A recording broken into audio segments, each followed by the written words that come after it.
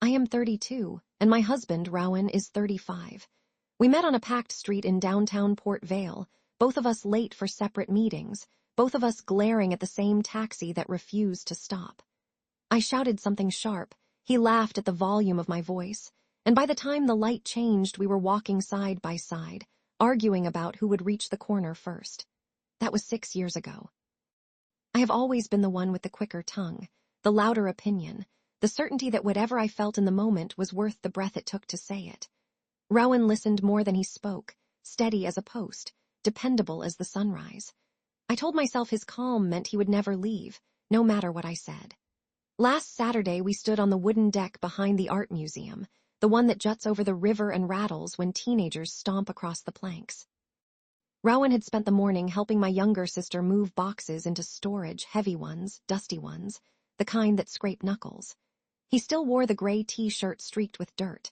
I wore the linen dress I had bought on impulse the day before, price tag still hidden under the hem because I planned to return it after the party. A cluster of our friends circled around us, drinks in hand, the air smelling of citronella and somebody's too sweet cologne. Rowan lifted a paper cup of lemonade toward me. "Hydrate," he said, voice soft, the way he always did after physical work.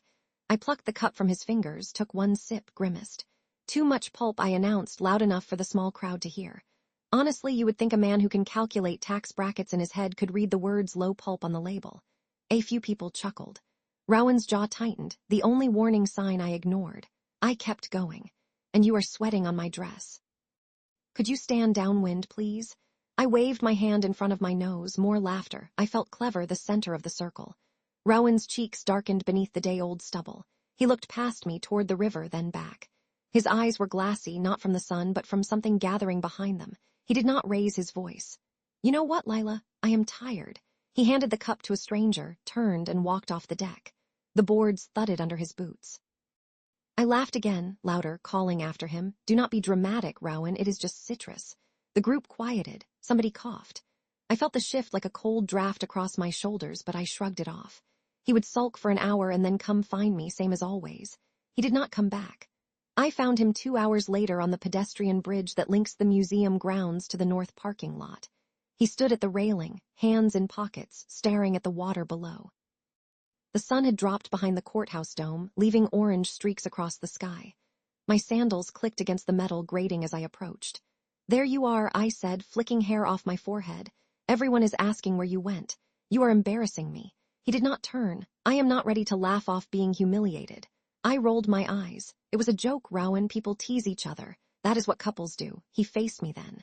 His eyes were red-rimmed but dry. "You promised once you would never marry a man who cries.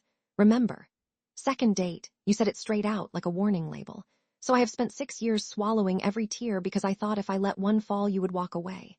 His voice cracked on the last word, though no moisture left his eyes.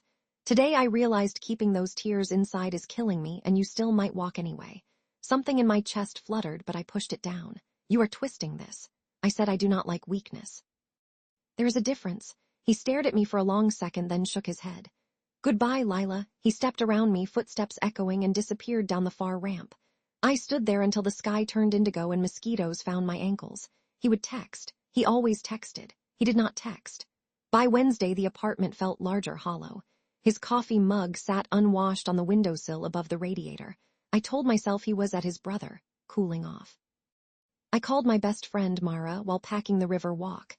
"He is overreacting," I said, kicking gravel. I teased him about a drink. "Big deal." Mara's voice came back flat. "You mocked him in front of everyone after he spent half a day doing heavy lifting for your family." "Not a good look, Lila." I scoffed. "Whose side are you on, honestly?" "His, and everybody else's at the party. You were cruel." She hung up before I could reply. Thursday I drove to Rowan's office, a renovated brick warehouse that smelled of sawdust and printer toner. I found him in the parking lot loading boxes into his trunk. He wore a navy shirt I had never seen before, sleeves rolled tight around his forearms. I stepped into his path. "Can we talk?" He set the box down, wiped sweat from his brow. "I am listening." "I will be better," I said, arms crossed. "I will buy the pulp-free kind." "Happy." He studied my face as if searching for something. "I need more than different juice." "Then tell me what you need, Rowan. I am not a mind reader." My voice rose, frustration spiking. You are the one who walked out. He exhaled through his nose. I need respect. The kind that does not vanish when we have an audience. He lifted the box again, placed it in the trunk, closed the lid with a soft thud.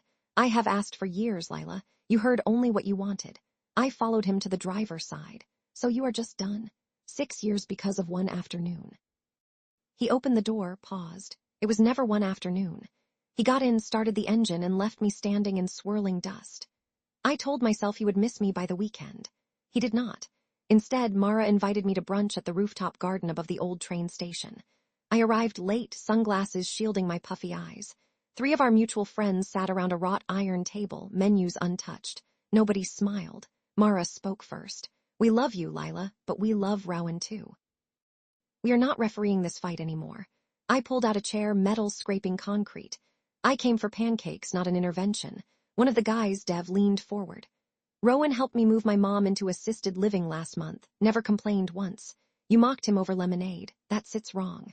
I felt heat crawl up my neck. He is my husband. I will handle it. Mara folded her arms. You already handled it. He left. I left before the food arrived, cheeks burning. On the sidewalk, I texted Rowan, thumbs shaking. I am sorry. Please come home. 3 dots appeared, then vanished. No reply. The following Tuesday, I spotted him at the farmer's market on Elm, 2 stalls away from the honey booth.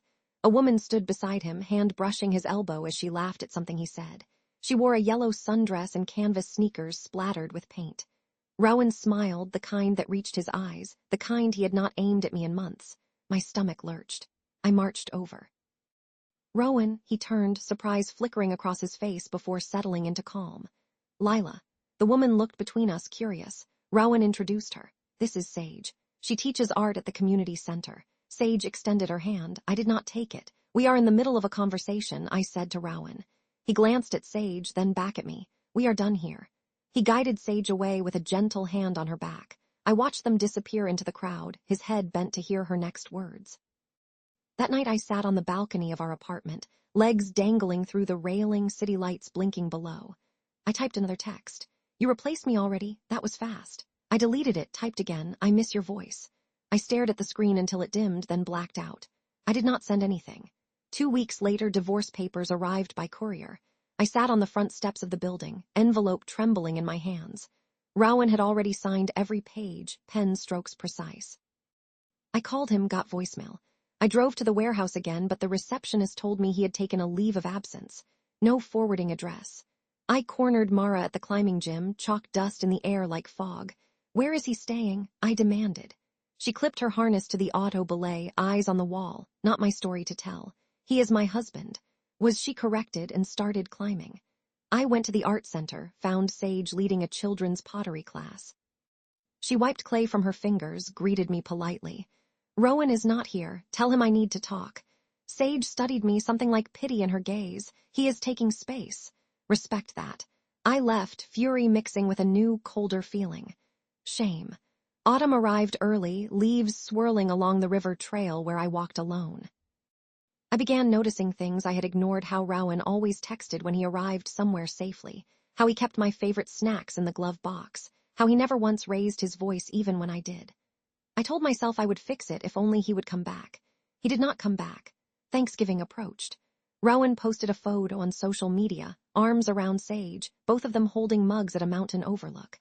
The caption read, "Grateful for second chances." I stared until the image blurred. I typed a comment, deleted it, typed another, deleted again. I closed the app, opened it, closed it. My thumb hovered, trembled. I shut the phone off entirely. At the grocery store, I ran into Dev buying cranberries. He lifted an eyebrow, heard the paperwork went through. I clutched my basket tighter. I did not want the divorce. You did not want to change either. He walked away before I could reply. December 1st, I signed the papers. I used the same pen Rowan had, the ink thick and black. I cried then, finally, but no one was there to see it. I mailed the signed forms, watched the envelope slide into the blue box, and felt something inside me close like a steel gate. Rowan sold the condo we had chosen together. I saw the listing online, the furniture we had picked arranged for staging, impersonal and bright. He moved to a small house near the foothills, the kind with wide windows and a porch swing. Sage moved in. They adopted a dog, a scruffy mutt with one blue eye. I know this because mutual friends mention them casually, careful not to linger. I started therapy, not because I believed I was wrong, but because I could not sleep. The therapist asked gentle questions. I answered, then answered again, until the answers began sounding unfamiliar. I saw myself through Rowan's eyes, the jokes at his expense, the eye rolls when he spoke of dreams, the way I assumed he would always stay because he loved me more. I hated that version of me, and I hated that it took losing him to meet her. On New Year's Eve, I stood on the same pedestrian bridge where he had said goodbye, city lights shimmering on black water. I held my phone, thumb over his contact, and finally deleted it. The wind cut through my coat. I whispered, "I am sorry," to nobody. The river carried the words away. I still walk past the farmer's market sometimes. I do not see him. I do not see Sage. I see couples laughing over samples of cheese, children chasing bubbles between stalls, old men arguing about baseball. I watch them and feel the weight of what I lost settle deeper, not sharp anymore, but permanent, like a stone in my shoe I cannot remove. I said I would never marry a man who cries. Rowan held